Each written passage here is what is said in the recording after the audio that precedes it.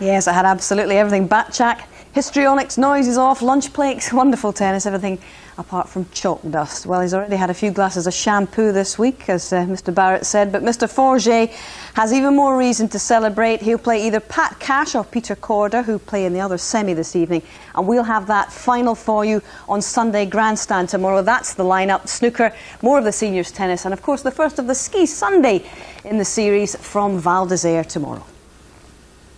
OK, important day in football, not just in the league, but in the FA Cup as well. And Ray is on standby with all of those half-times.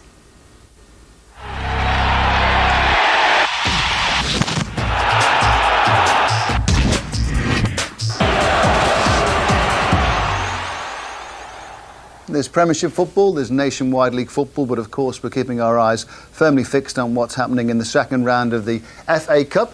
Winners today go in the draw for the third round, where Manchester United and Liverpool, Leeds, Arsenal, all the big clubs make their bow in this year's competition. Now let's check first though on what's happening in the Premiership, and first of all, Manchester United, are they out of the title race? They're playing West Ham at Old Trafford, and Harry Gresham will tell us all about it. Well, in fact, Ray, the whistle has gone for half-time and a much-changed Manchester United side. No Beckham on the bench again, no Veron at all, and a debut for John O'Shea in the heart of the defence. West Ham United by far the better team.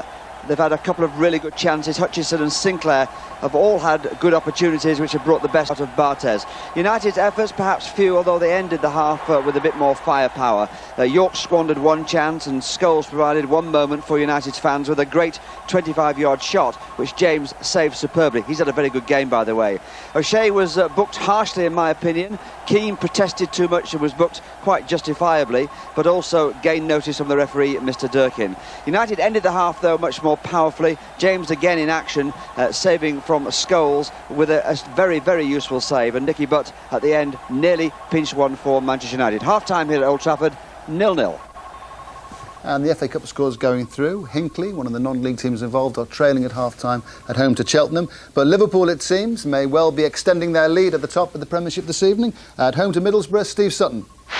Yes, indeed, the half-time whistle has just blown just seconds after Patrick Berger fired Liverpool into a 2-0 lead. Michael Owen's 99th goal in a Liverpool shirt sent Liverpool on their way. A 25-yard screamer of a shot, which he buried into the bottom corner of the net. That came in the 26th minute, 8 minutes after Middlesbrough keeper Mark Crosley was stretchered off with a nasty-looking head injury. That came following an accidental collision with Gary McAllister. So picking the ball out of the net was one of sub-keeper Marlon Beresford's first duties. It's been a dominant Liverpool performance, a few sloppy moments, but they're firmly in control. 2-0 at half-time. Now, Charlton's done only one home win in the Premiership so far. Their opponents today are Tottenham, up to 5th, having a good run of it at the moment. Ian Payne's watching this game. Well, it's Charlton 2, Tottenham 0, and on page 1 of their match programme, Charlton proudly print a table that shows that they've had more success in London derbies for the last 2 seasons than any other club in the top flight. And after puncturing Chelsea's resurgence in midweek, they're threatening to do the same to Tottenham. They've already won at Highbury, of course, this season, that amazing 4-4 draw with West Ham. Graham Stewart scored the first after just 3 minutes after some good work from Jason Ewell. After 18 minutes, Kevin Lisby, the scorer at Stamford Bridge, made it 2-0. That was his first ever goal for Charlton, not as a substitute. In fact, they should have been further ahead by half-time. Charlton are also giving a debut to George Costa, capped 40 times by Portugal, and Chris Bart-Williams, their other newcomer, is on the bench. But do expect a comeback from Spurs in the second half. They've not failed to score in a game since the 22nd of September. It's 2-0 to Charlton. Now, we're staying in the capital now to go to Craven Cottage. Fulham improving of late, unbeaten in their last 6, and they have the advantage at home to Everton, who had 3 clean sheets before they arrived there today. Gerald Sinstat's there. Well, at home, Fulham average only just over a goal a game. Away from home, Everton average less than a goal a game. We didn't come then with great expectations. After 35 minutes, it was just as well. A Sahar header wide, a Gascoigne free kick that needed saving, more misplaced passes than would please either manager. So it came as something of a surprise when Brevitt's cross from the left was glanced in by Hale. Fulham 1-0. Collins has been booed by his former supporters virtually every time he's touched the ball. Gascoigne has played a few teasing crosses from his position on the right side of midfield, but hasn't won any races tracking back. As I say, apart from the goal, it's pretty much what we expected. And if that score stays the same, I think Fulham will be climbing into the top half of the Premiership table just after 5 o'clock. Now, two teams in near the bottom, both needing to try and climb away from trouble. Leicester against Southampton, and if the scores stay the same, I think Southampton will climb away from trouble just for this afternoon, perhaps. Steve May has all the details. Well, it may not be pretty, but Southampton won't be too perturbed about that. A quality strike by Swede Anders Svensson from the 18-yard line on 13 minutes gives them the lead at half-time.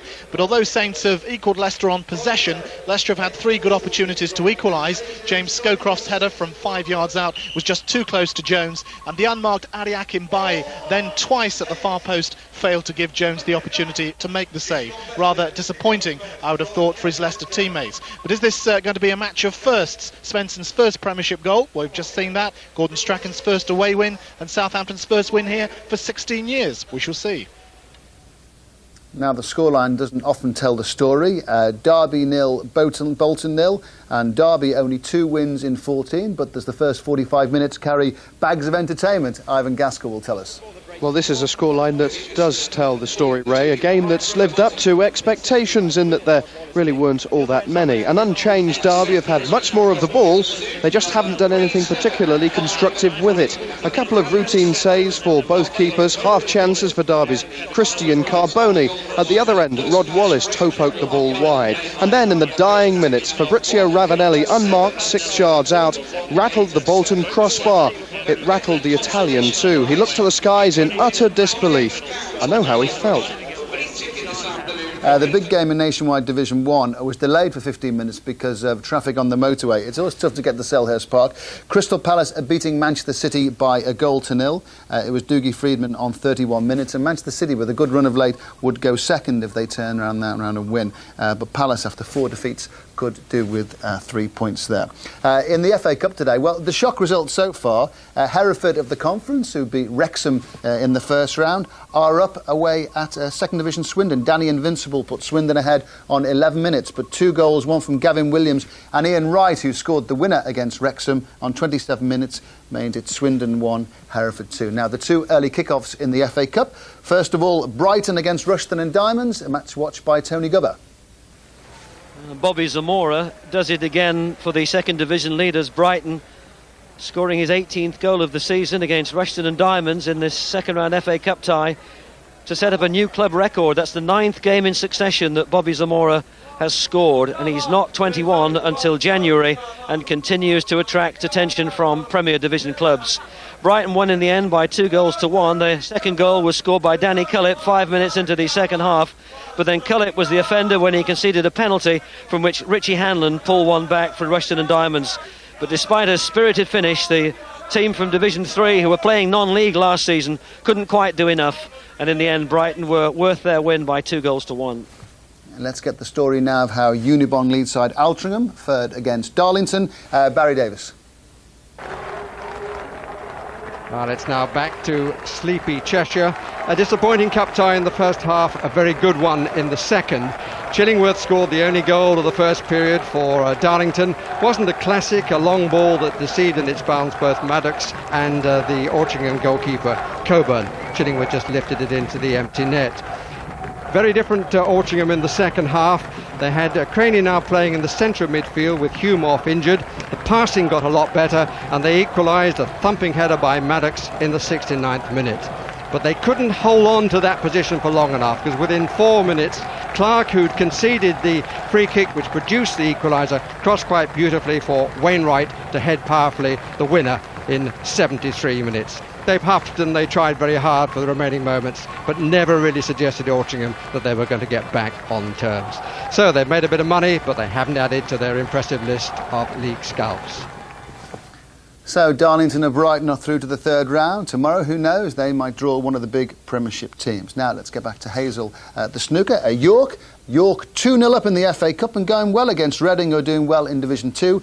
York scorers Richardson and Potter, but it wasn't Harry. Just as well, but I'm sure the good people of York will be very chuffed about that. Cheers, Ray. Very close to a first sighting of Ronnie O'Sullivan here in York at this UK Championship. But first we're going to tie up some of the loose ends from that Jimmy White-Marco Fu match that we were watching earlier.